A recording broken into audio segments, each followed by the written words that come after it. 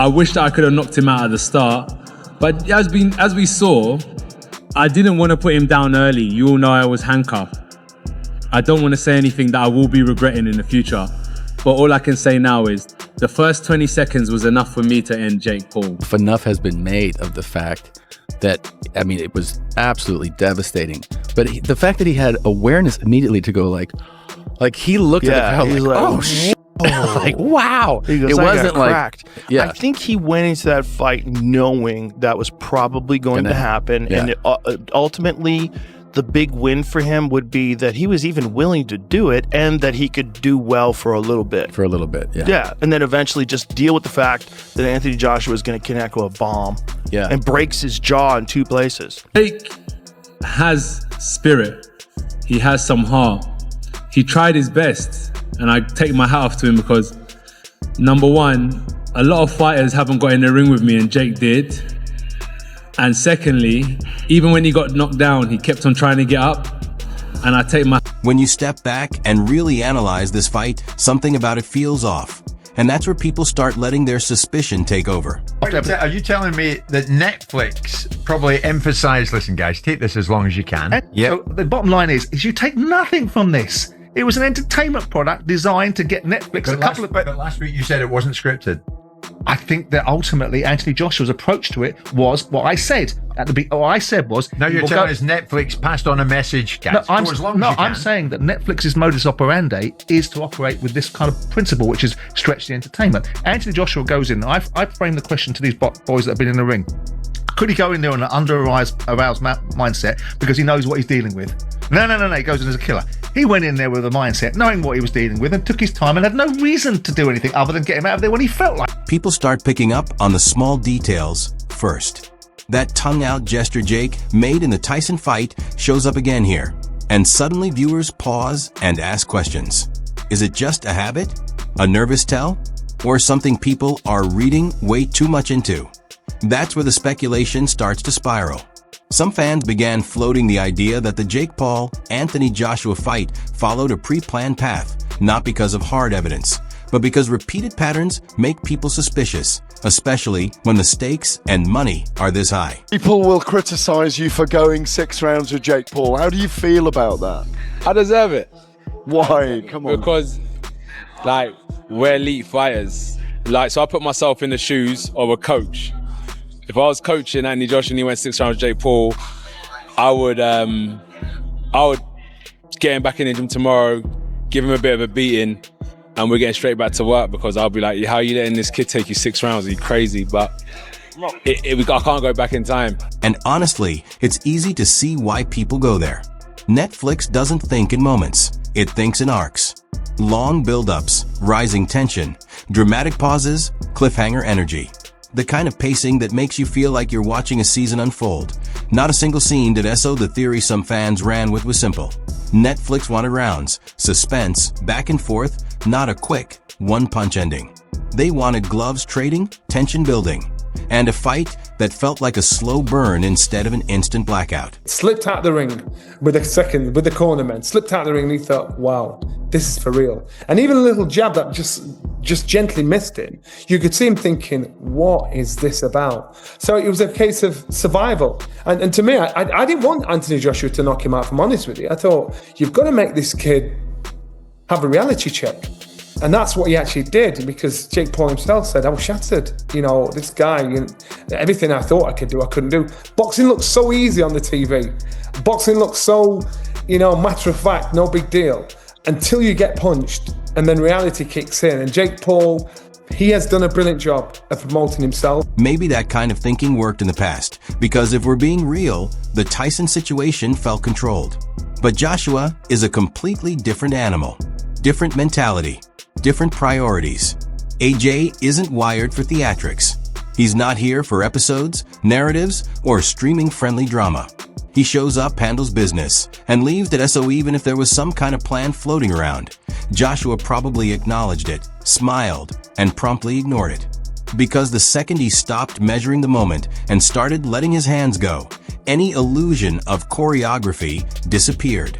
No build-up, no drawn-out tension, no cinematic payoff, just one clean right hand. and suddenly the entire production shut down early. No finale, no cliffhanger, just reality crashing into hype, and a reminder that boxing doesn't care about scripts once the punches start landing. We're here at the after party. I have to be honest, the vibes are way more chill than I thought. He's doing great. How are you feeling? Never been better. Yeah, he's absolutely crushing it. Bring out the vodka. Yeah, we're doing great in here. A double break in his lower jaw. Oh, you can show him. Here, look. Science. So science is right there and there. The way I see it, well, you'll be back in a couple weeks getting ready to fight Canelo. Canelo in 2 weeks. Yeah, so Canelo, get ready. We're coming for you in 2 weeks. And that's the irony in all of it. If there was a script, boxing clearly never received a copy. Heavyweights don't rehearse. One guy showed up ready to perform.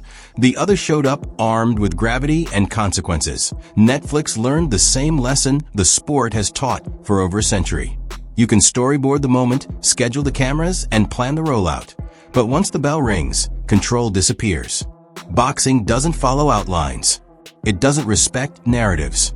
It writes its own ending every single time. Paul got knocked out by Anthony Joshua this past Friday night. And so I want to break this down from a medical perspective. I'm a neurosurgeon with over 25 years of experience. And so, what happens is when you get hit in the head with that kind of force, like in boxing, our brain actually moves inside our skull and it can bump into the skull, which is a firm structure and can cause bruising of the brain, even bleeding, but it causes repeated trauma to the brain. And over years and years of this happening, people can get what's called chronic traumatic encephalopathy, or CTE syndrome. And it's almost like a disease because with repeated trauma to the brain, and that can lead to memory problems, mood swings, even trouble with movements, and eventually people can develop dementia. And right after all the talk about scripts, signals, and Netflix plotting a whole season arc, Eddie Hearn steps in sounding like the only guy in the room who actually read the paperwork and checked his watch. Suddenly, the noise drops. The energy changes. This was the first moment all night that felt grounded in reality. And Hearn's message was simple and unglamorous. Joshua wasn't hunting viral moments. He was boxing like a professional with a plan. Yes, they expected the finish to come sooner. No, the extra rounds weren't part of some hidden storyline. They were rounds of control, patience, and assessment. Joshua didn't rush. He didn't force openings that weren't there. He used the time to measure, adapt, and stay calm. No panic, no ego, just experience being put to work. That's not conspiracy boxing.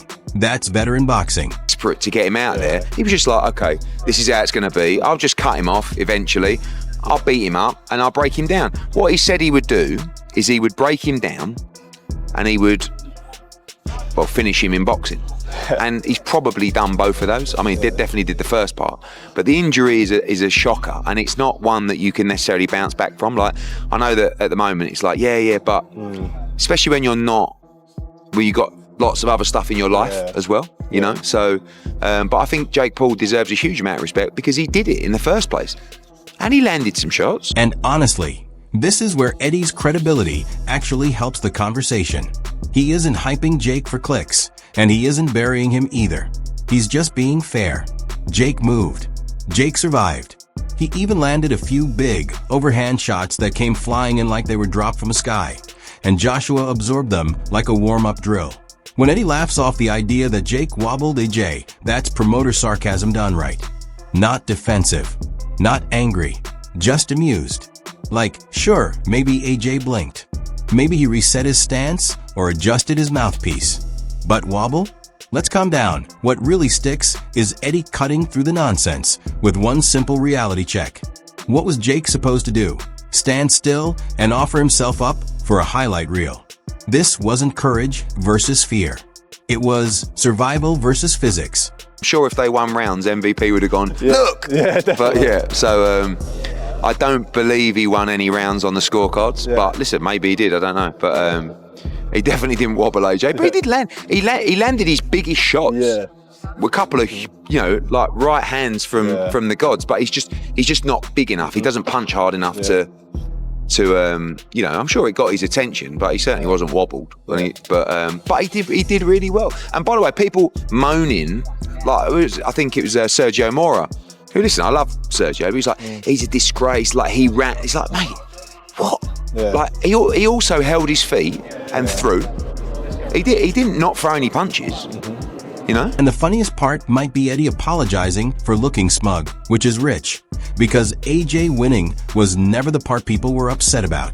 What made everyone uncomfortable was that it didn't end fast enough. No sudden shutdown, no mercy knockout to wrap it neatly. Just rounds, time, patience. Eddie explains it without grandstanding. Jake earned respect for stepping in. AJ earned respect for not rushing. And the internet earned another full week of arguing over rounds that nobody truly dominated. That's boxing in 2025. Messy, loud, dramatic, half analysis, half emotion. And no matter how much people complain, everyone's still watching. But whatever, like, I give Jake I've said in every interview, full respect to Jake Paul. Yeah. And, you know, I think what he done was admirable. So I would like to apologise to Mrs. Paul. I didn't intentionally look smug. I wasn't, I couldn't have been smug because it didn't play out like I thought it was going to play out. I thought we were just going to flatline him in a couple of rounds. So there's nothing to be smug about, but we won and, you know. And right after Eddie Hearn brings that calm accountant with the punch clock energy, Antonio Tarver steps in like the veteran who's already seen every version of this movie and knows exactly how it ends. Listening to Tarver, you can't help but nod. He's not disrespecting Jake, but he's definitely not romanticizing it either. He gives Jake his credit. Surviving, thinking, moving, landing a couple of clean shots. And then he reminds everyone of the part fans love to blur out. Thinking and surviving are not the same thing as winning. So, you know, even though he wasn't as effective as he probably wanted to be, and I knew there was a distance between experience, and that's just what we saw tonight. How long do you think it would take for Jake Paul to spend in a boxing gym to overcome that experience that he didn't have tonight? How long would he need to train? I don't know. He probably got to still keep picking his opponents, getting better, stay in the gym. But like I said, bro, when I looked at tonight, AJ was a huge fight.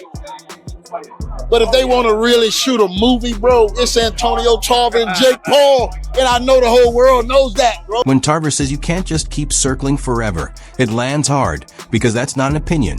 That's a rule of the sport. You can delay the moment. You can steal rounds. But sooner or later, the space runs out and experience collects what it's owed. What really works is how he frames Joshua. He doesn't let anyone rewrite this as some all-time, legacy-defining training camp. This was a seasoned professional executing a controlled job against someone who refused to engage on his terms. No panic, no forcing moments, just steady management. And Tarver's point about the right-hand obsession is spot on. Once that Woodley punch stopped being a tool and became the entire strategy, the limits were already set. When one shot turns into the plan instead of an option, the ceiling doesn't move, and neither does the outcome. Strategically moving, and he didn't let AJ set up. But you can only do that for a certain amount of time. You got to mix it up. You know, you just can't run. You know what I mean? You got to have another type of strategy. I thought he was trying to set AJ up to come in a little reckless, where he was trying to load up with that one right hand that he caught Woodley with a few years back. But that looked like the only shot he was trying to land. He did land an uppercut, I think about the fourth round. But other than that, I don't think his offense was effective. The funniest part is Tarver basically saying, if you want a real show, we all know which fight that is. And if Jake can't reach that level, it's time to have some honest conversations. No shade, no theatrics, just straight up boxing logic. That's why his commentary hits differently. Tarver isn't shouting, he's analyzing. He's showing that Jake improved, Joshua stayed disciplined, and the gap in the ring wasn't about effort, it was about experience. You can respect the grind, applaud the survival, and still call it like it is. You can't outrun reality forever, especially when reality punches with Olympic-level timing and heavyweight precision. But Jake Paul showed a lot of advancement tonight. To even be in there that long and last that long with the two-time heavyweight champion, Olympic gold medalist. Yeah, he was smart about the way he went about it. So, you know, even though he wasn't as effective as he probably wanted to be, and I knew there was a distance between experience, and that's just what we saw tonight. Right after Tarver lays down his reality check, Frank Warren steps in. carrying the calm authority of someone who's been running the sport for decades and doesn't need notes to prove it. Listening to him, you realize this is the kind of measured honesty that only comes from watching hype collide with skill over years. Warren isn't emotional. He isn't raising his voice. He's simply explaining why a bigger fighter with elite experience eventually overcomes a smaller, ambitious opponent. And he does it with such ease, acknowledging the fight went a bit longer than expected, but quietly pointing out that the outcome was never really in doubt. That he gives Jake credit where it's due for showing bravery, thinking intelligently early, landing a few clean shots, and holding his own for a stretch. Then he gently reminds viewers that courage alone doesn't instantly grant size, experience, or ring IQ. When Warren talks about Joshua staying composed and Jake failing to push him back, it sums up the entire fight without a single raised voice. It's like watching a chess grandmaster explain why your clever opening still ends in checkmate. It went on longer than I thought it'd go on, but the result is what I thought it would be because, it's just a big guy in with a smaller guy. And, Jake Paul, who was very brave, I thought done the best he could do under the circumstances. He's never a fight I felt he could win unless he caught AJ, and I felt that would be, if he did, he might have a bit of a chance. But that was a big ask. And at the end of the day, AJ clipped him, did what he had to do, and the size difference, the experience, everything showed on the. And here's where it gets really compelling. Warren isn't just analyzing this fight; he's talking about ceilings. You can feel the promoter brain at work when he points out that Jake has heart but lacks the seasoning. This isn't shade, it's a reality check. Comparing resumes, divisions, and what true title-level pressure demands. Warren's perspective is sharp and grounded that I couldn't help but laugh when he said basically, people love debating belts. But go look at who's actually standing in those divisions, ready to hit back. His point is clear. Boxing isn't something you binge-watch like a Netflix series, no matter how enticing the trailer.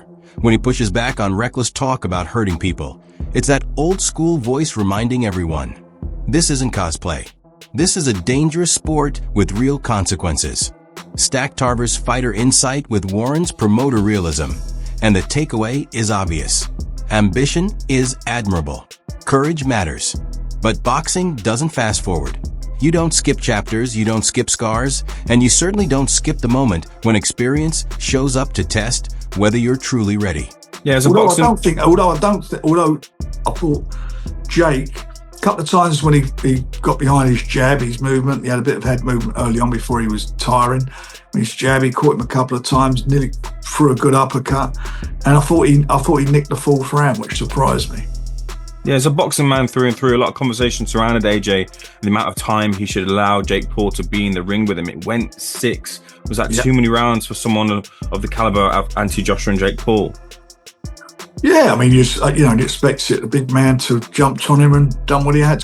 When you're fighting AJ, you've got to push AJ on the back foot. You negate a lot of what he does by pushing him on the back foot. And unfortunately, Jake was just not strong enough or big enough to do that.